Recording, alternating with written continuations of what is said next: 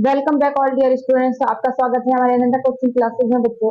तो चलो आप वापस बात करा अपना भौतिक प्रदेश की बात होगी थी। मरुस्थल आप पढ़ लियो, अरावली पर्वतमाला आप पढ़ ली, पूरे मैदानी भाग पढ़ लियो, गग्गर का मैदान पढ़ लियो। इसके बाहर आपका कोई क्वेश्चन नहीं आने वाला है। जितने इंपोर्टेंट क्वेश्चन थे सारे अपन ने कर लिए हैं। अब अपन बात करेंगे नदियों के बारे में। बहुत इंपॉर्टेंट टॉपिक है, इसमें तो एक ना एक क्वेश्चन तो उठा के देगा ही देगा। नदियों का तो क्वेश्चन फिक्स से बनेगा। ठीक है, अपन करते हैं बच्चों नदियों के बारे में। नदियां ऐसी है, समझने वाली चीजें भी है, याद करने वाली चीजें भी है। अपने को ये तो समझ में आ जाएगा कहाँ से कहाँ जा रही है, मैप में अपन पूरा दिमाग में छप जाएगा मैप। लेकिन अपने को उसका नाम याद करना पड़ेगा, कहाँ से शुरू हुई कहाँ से खत्म हुई, इसके पास कौन कौन से एरिया है, कौन कौन से एरिया आ रहे हैं। क्योंकि कोई भी एग्जाम में किसी भी नदी के पास एग्जाम उठा के दे सकता है ना। तो मैं बता दूं कौन सी नदी सबसे ज्यादा इंपॉर्टेंट है, कौन सी कितनी याद करनी है, बस इतनी ही करना, उससे बाहर कहीं क्वेश्चन नहीं जाएगा। सबसे पहले अपन बात करते हैं बच्चों घग्गर नदी। देखो नदियां तीन तरह की होती है, नदियां तीन तरह की होती है। सबसे पहली बच्चों जो अरब सागर के अंदर जाकर गिरती है, कौन सी, जो अरब सागर में मिलती है। दूसरी कौन सी हो गई, जो बंगाल की खाड़ी में मिलती है, जो कौन सी, जो बंगाल की, वो कौन सी। तीसरी कौन सी,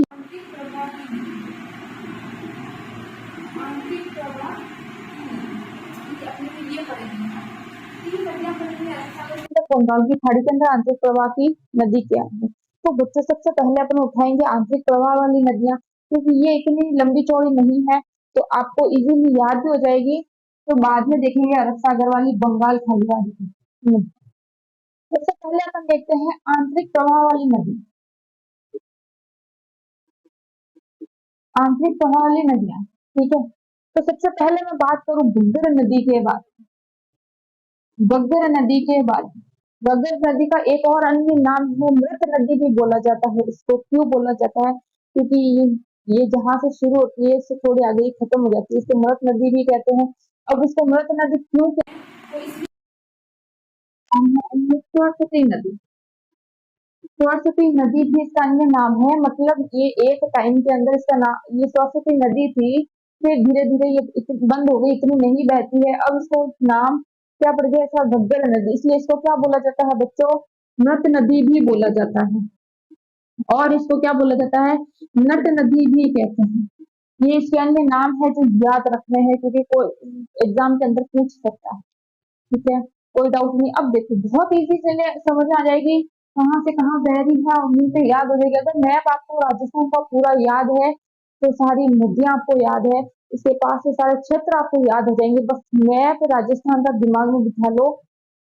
तो देखो मैं सिर्फ और सिर्फ अभी बना रही हूँ राजस्थान का जो ऊपर वाला हिस्सा है, ये बना लिया ऊपर वाला हिस्सा। ये हो गया अपना गंगानगर, ये कौन सा हो गया अपना गंगानगर, ये कौन सा हो गया अपना हनुमानगढ़। ये दो है, गंगानगर से अलग होके अब बंदूकगढ़ बन गया है। अपने को इसकी बात करनी है क्योंकि अपने काम का यही है। तो घग्गर नदी के बारे में बात करें तो सबसे पहले ये गंगानगर ही है, ये हनुमानगढ़ है। दिमाग में छपवा लो, ऊपर वाला हिस्सा याद करो, मैप का ऊपर वाला हिस्सा दिमाग में याद करो। तो गंगानगर है, हनुमानगढ़। अब ये नदी कहाँ से निकलती है, यहाँ इसके पास में क्या है, हिमालय। क्या है, हिमालय है। तो यह कहाँ से निकलती है, हिमालय की शिवालिका की पहाड़ियों से। कहाँ से निकलती है बच्चों, शिवालिका की पहाड़ियों से निकलती है। और इसके पास में एक छोटा सा मंदिर स्थित है। कौन सा मंदिर है, कालका माता का मंदिर है। कौन सा मंदिर है, कालका माता का मंदिर है। मतलब इसके पास में शिवालिका की पहाड़ियां हैं, जो कालका माता मंदिर है, यहाँ से ये नदी निकलती है। और इस नदी, ये जब नदी हनुमानगढ़ से निकलती है तो इसके पास में दुर्ग स्थित है। इसके पास में यहाँ पर एक दुर्ग बना हुआ है। कौन सा दुर्ग है बच्चों, भटनेर का दुर्ग। कौन सा दुर्ग है, भटनेर का दुर्ग। कहाँ पे बना हुआ है, घग्गर नदी के बिल्कुल पास में बना हुआ है। तो ऐसे याद रह जाएगा भटनेर का दुर्ग कहाँ है। इसके पास हनुमानगढ़ में दो सभ्यताएं भी बनी हुई हैं। इस नदी, जब नदियां याद करते हो ना तो पास में कौन कौन सी चीजें हैं कौन से अभ्यारण्य है, कौन से दुर्ग है, कौन से स्थल है, कौन से धार्मिक स्थल है, सारे याद करते जाओ। ऐसे ही आगे ऐसे ही याद हो जाएंगे। तो यहाँ से जब निकलते हैं तो इसके पास बघेल का दुर्ग बना हुआ है। यहाँ पे दो सभ्यताएं बनी हुई है बच्चों, यहाँ पे दो सभ्यताएं बनी हुई है। पहली है कालीबंगा, कालीबंगा, दूसरी है पीलीबंगा। पहली कालीबंगा, दूसरी पीलीबंगा।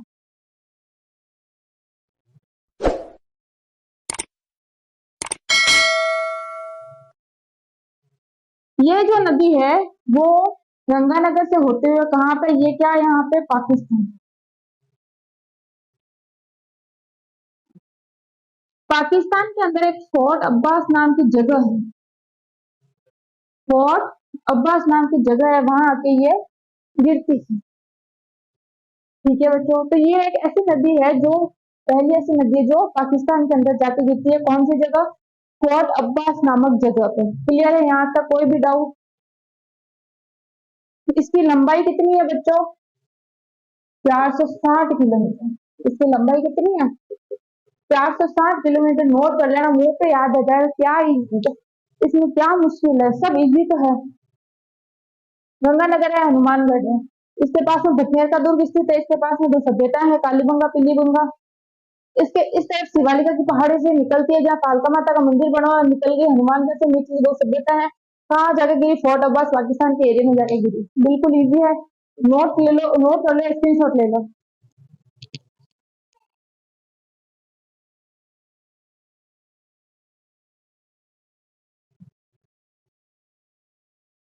दूसरे अपन देखते हैं बच्चों, आंतरिक प्रवाही नदी कांतली। कांतली भी है और कांकरी भी है, दो नदियां हैं। तो पहले अपन कांकरी के बारे में बात करते हैं। कांकरी नदी बच्चों बिल्कुल इजी है, कुछ नहीं है। इसकी लंबाई 17 किलोमीटर, बिल्कुल मात्र 17 किलोमीटर इसकी लंबाई है। कांकरी नदी की बात करें कहाँ से कहाँ बहती है, जैसलमेर। ये मैंने जैसलमेर बना दिया, ये मैंने क्या बना दिया बच्चों, जैसलमेर बना दिया। तो जैसलमेर में यहाँ एक गांव है, यहाँ कौन सा गांव है बच्चों, कोठारी गांव। कौन सा गांव है बच्चों, कोठारी गांव से निकली और यहाँ पे पाकिस्तान में जाके खत्म हो गई। पाकिस्तान में भी कहाँ पे, मीठी खाड़ी। कहाँ पे बच्चों, मीठी खाड़ी के अंदर जाके खत्म हो गई। इतनी सी तो ये नदी है, कितनी, 17 किलोमीटर। कोठारी गांव से, जैसलमेर के कोठारी गांव से शुरू हुई और पाकिस्तान के मीठी खाड़ी के अंदर जाके खत्म हो गई। क्या इसमें क्या इतना समझने वाली चीज है ना बच्चों? तो नोट करना ये चीज।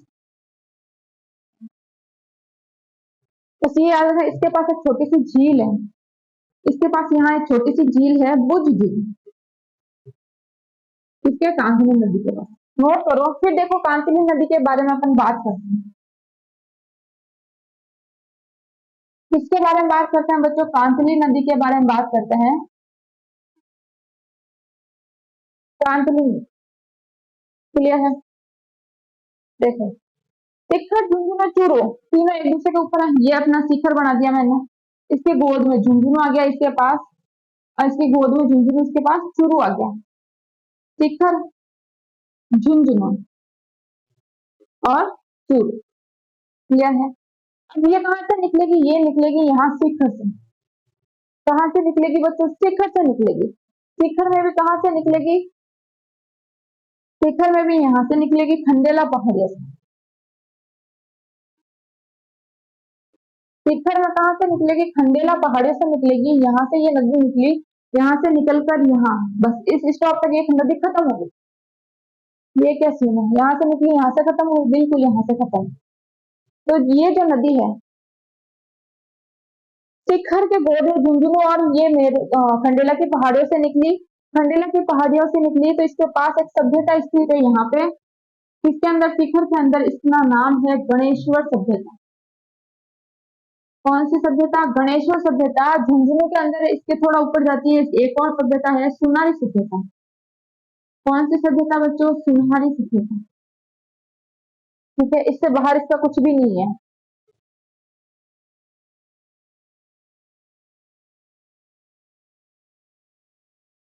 देखो, इसमें एक क्वेश्चन बन सकता है, पूर्ण आंतरिक प्रवाह, आंतरिक प्रवाह की नदियां तो है, लेकिन गंगा नदी कहाँ जाके गिर रही है? पाकिस्तान के अंदर। कांकरी नदी कहाँ जाके गिर रही है? पाकिस्तान के अंदर। लेकिन कांतली ये एक ऐसी नदी है जो यहाँ से खत्म होकर यहाँ गिर गई बिल्कुल। तो पूर्ण आंतरिक क्वेश्चन पूछ सकता है, पूर्ण आंतरिक, एक नॉर्मल आंतरिक पूछे तो सबसे लंबी नदी कौन सी हो गई? घग्गर। लेकिन पूर्ण आंतरिक पूछे, पूर्ण आंतरिक प्रवाह की दृष्टि से सबसे लंबी नदी कौन सी है? तो सबसे लंबी नदी कौन सी है बच्चों? कांतली। सबसे लंबी नदी कौन सी है? कांतली। बहुत इंपॉर्टेंट क्वेश्चन बन सकता है, बिल्कुल क्वेश्चन बनेगा। पूर्ण आंतरिक प्रवाह की दृष्टि से सबसे लंबी नदी कौन सी है? कांतली नदी है, बिल्कुल क्लियर है। एक छोटी सी नदी और है, साबी। कौन सी? साबी। क्यों इंपॉर्टेंट है? क्योंकि इसको स्थान है इसका, जो कंफ्यूज करते हैं बच्चों को। साबी नदी कहाँ? स से साबी, स से शिखर, स से शाहपुरा और जयपुर। देखो शाहपुरा के अंदर एक स्थान है, ये नदी यहाँ से निकली, मान लो ये शिखर, शाहपुरा, ये जयपुर, ठीक है। ये नदी मान लो यहाँ से निकली, निकली नदी, यहाँ पे एक स्थान है शाहपुरा के अंदर, स्थान का नाम क्या है? अलवरपुर। नाम क्या है? अलवरपुरा, ठीक है। या फिर अलवर शौक, अलवरपुरा या अलवर शौक, ये स्थान है यहाँ पे, किसके अंदर है? शाहपुरा। अब इसका नाम आगे अलवर आ गया, इसका मतलब ये नहीं हुआ कि ये अलवर के अंदर है। ये ही कंफ्यूजन करने वाली चीज है, नाम अलवर आ गया इसका मतलब ये नहीं है कि अलवर के अंदर है, तो ये है अलवर शौक, जो कहाँ है? शाहपुरा के अंदर है, जयपुर। जयपुर के अंदर एक स्थान है जोधपुरी, जोधपुरी, जोधपुरी स्थान है, लेकिन ये जोधपुर के अंदर नहीं है, ये किसके अंदर है? जयपुर के अंदर है। और ये कहाँ है? साबी नदी के किनारे। ये कहाँ है बच्चों? साबी नदी के किनारे। बहुत इंपॉर्टेंट चीज नोट कर लो। फिर देखते हैं अपन कुछ छोटी सी नदियां, फिर अपन आंतरिक प्रवाह को खत्म करते हैं। ये है अपनी सांभर झील, ये है बच्चों अपनी सांभर झील। बिल्कुल इजी तो है, क्या इसमें रखने वाली पढ़ने वाली ऐसी चीजें? नदियां सबसे इजी टॉपिक है, बस इजी बनाने वाला चीज।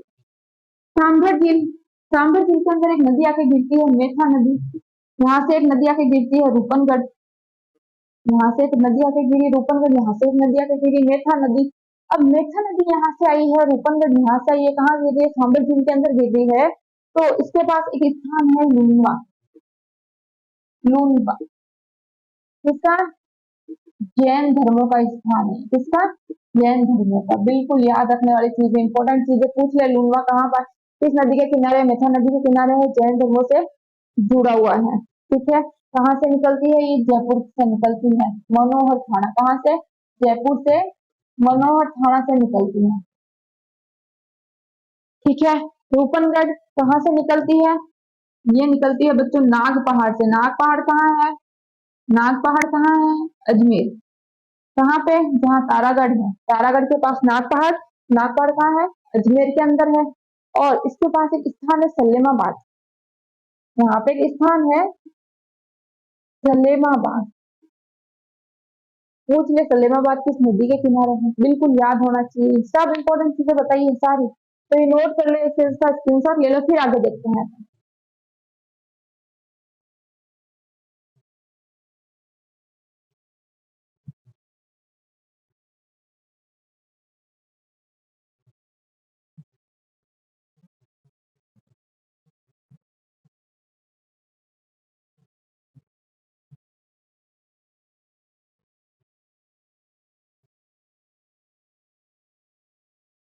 मिटा दो।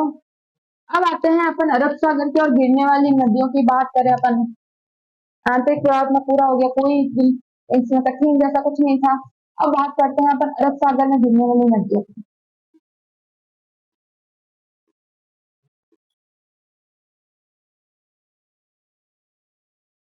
ठीक है, पहली नदी में बात करूं माही नदी की।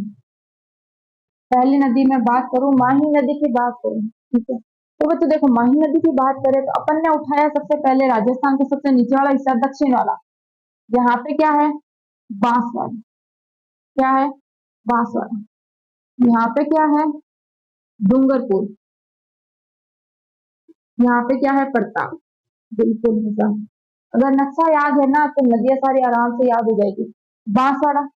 अब वो जो माही नदी निकलती है वो कहाँ से निकलती है, यहाँ से निकलती है, एमपी से। अमरोह की पहाड़ियों से। कहाँ से निकलती है, अमरोह पहाड़ी से निकलती है, एमपी से निकलती है। तो ये नदी यहाँ से निकली, ये आई बांसवाड़ा के अंदर आई। बांसवाड़ा के अंदर आई तो इस स्थान से, राजस्थान के अंदर तो इस स्थान से प्रवेश करी है ये। तो राजस्थान के अंदर इस स्थान से प्रवेश करी है, तो ये कौन सा स्थान हो गया बच्चों, खांडू गांव। बांसवाड़ा का खांडू गांव के से ये बांसवाड़ा के अंदर प्रवेश करी, ये नदी प्रवेश कर ली। अब इस नदी के ऊपर एक बांध बना हुआ है। कौन सा बांध, माही बजाज सागर बांध। माही बजाज सागर बांध बना हुआ है, बिल्कुल बना हुआ है। थोड़ा आगे चलते हैं, थोड़ा आगे चलते हैं तो ये नदी थोड़ा सा डूंगरपुर को टच करते हुए ये वापस दक्षिण में चली जाती है। कहाँ चली जाती है, दक्षिण के अंदर चली जाती है। आगे कहाँ जाएगी ये, गुजरात के अंदर जाएगी। गुजरात में कहा, गुजरात में कहा, खंभात की खाड़ी में गिरेगी आगे जाके। ये आगे गुजरात में जाएगी और कहाँ गिरेगी, खंभात की खाड़ी के अंदर आगे जाके गिरेगी। इसके ऊपर यहाँ एक बांध बना हुआ है, करडाना बांध। करडाना बांध ये गुजरात के अंदर है। ये जो बांध है ना, ये गुजरात के अंदर है। अपने अंदर सिर्फ एक ही है, माही बजाज सागर बांध। इसको आदिवासियों की नदी भी कहते हैं। क्यों, क्योंकि डूंगरपुर बांसवाड़ा की साइड सब आदिवासी रहने वाले हैं, तो उनके तो जीवन का जल का जीवन यही है ना, उनके तो यही है। तो उनको क्या बोलता है, आदिवासियों की गंगा। क्या बोला जाता है बच्चों, आदिवासियों की गंगा भी बोला जाता है। इसको बोला जाता है कांठल नदी, कांठल भागड़ की नदी। इसके अन्य नाम है काठल, बाघल, आदिवासियों की गंगा। फिर अब देखो सारी चीजें हो गई अपने बजाज सागर बांध, वहीं बजाज सागर बांध हम लोग की पहाड़ी से निकलती है, खांडू गांव से निकलती है, वापस गुजरात में आगे खंभात की खाड़ी में जाती है। इसके ऊपर एक बांध बना हुआ गुजरात में, कड्डाडा बांध। ये तो हो गया। इसके अंदर एक स्थान है छोटा सा, पीपलू। बहुत इंपॉर्टेंट है, कई बार पूछा जाता है। तो वो किसके किनारे है, माही नदी के किनारे है, छोटा सा स्थान बना हुआ है पीपलू। क्लियर है बच्चों, इससे आगे इसके अंदर कुछ भी नहीं। यहाँ डूंगरपुर के अंदर एक छोटा सा स्थान है बेणेश्वर धाम। बहुत पवित्र स्थान है बेणेश्वर धाम, बस। इसके अलावा इसमें कुछ नहीं है। डूंगरपुर के अंदर जाती है तो पास में बेणेश्वर धाम है। प्रतापगढ़ के अंदर जाती है जिसके बाद में पीपलूद का स्थान है, बस। और दक्षिण से इसके ऊपर एक क्वेश्चन बहुत इंपॉर्टेंट बन सकता है कि, और बनेगा ही बनेगा, इंपॉर्टेंट है कि ऐसी कौन सी नदी है जो दक्षिण से शुरू होकर दक्षिण में ही खत्म हो जाती है। वो कौन सी नदी है, माही नदी है, क्योंकि दक्षिण से शुरू हुई और दक्षिण के अंदर खत्म हो गई। क्लियर है, इससे बाहर, इसके अंदर, इससे बाहर कोई क्वेश्चन नहीं बनने वाला है। बस इसके नाम सारे याद कर लेना, आदिवासी की गंगा, गंगा, कांठल, वाघड़ की नदी, माही वजह सागर बांध बना हुआ है। राजस्थान के अंदर कौन से गांव से प्रवेश करती है, खांडू गांव से प्रवेश करती है। अमरोह की पहाड़ियां एमपी से निकलती है। इस अमरोह की पहाड़ियों के पास एक झील है, याद करो तो कर लेना, मेहद झील। इसके पास में एक झील है, मेहद झील है। फिर इसके गुजरात के अंदर जाती है, कर्नाडा बांध बना हुआ है, कर्नाडा बांध बना हुआ है। इसके ऊपर डूंगरपुर है जहाँ बेणेश्वर धाम स्थित है, प्रतापगढ़ जहाँ पीपलूद गांव स्थित है, बस। इससे बाहर कुछ नहीं है, इतनी ईजी नदी है ये। ठीक है, नोट कर लो, स्क्रीनशॉट ले लो। अब देखो ये देखते हैं अपन इसकी सहायक नदियां।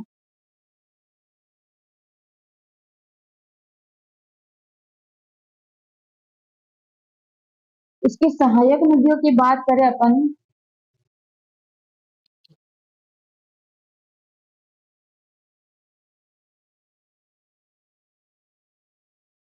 इसकी सहायक नदियां देखें, कुछ नहीं है, दो ही है इसकी सहायक नदियां। ये डूंगरपुर, ये प्रतापगढ़, और ये बांसवाड़ा। ये इसकी दो सहायक नदी। डूंगरपुर से आती है सोम नदी, यहाँ से आती है जाखम नदी।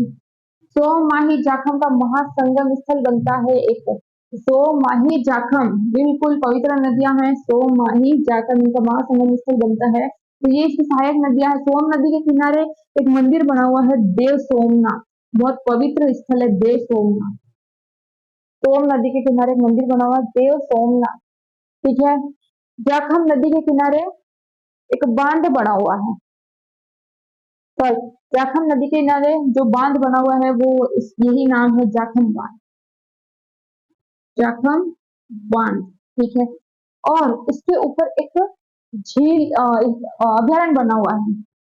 यहाँ पे एक अभ्यारण्य है, सीता माता अभ्यारण्य, बिल्कुल है सीता माता अभ्यारण्य। मतलब प्रतापगढ़ के जो है जाखम बांध भी है, सीता माता अभ्यारण्य भी है, सोम नदी से सहायक है, वहां देव सोमनाथ का मंदिर है, बहुत पवित्र स्थान है। तो ये है इसकी सहायक नदियां, सोम, जाखम, माही का बहुत पवित्र तीर्थ महासंगम स्थल बनता है। क्लियर है? इससे बाहर इससे कोई क्वेश्चन नहीं है, आपको कोई क्वेश्चन पढ़ने की जरूरत नहीं है, नहीं जाएगा। तो इसमें कोई भी डाउट हो किसी भी तरह का तो आप मुझे कमेंट में मैसेज कर सकते हैं बच्चों। जय हिंद, जय भारत।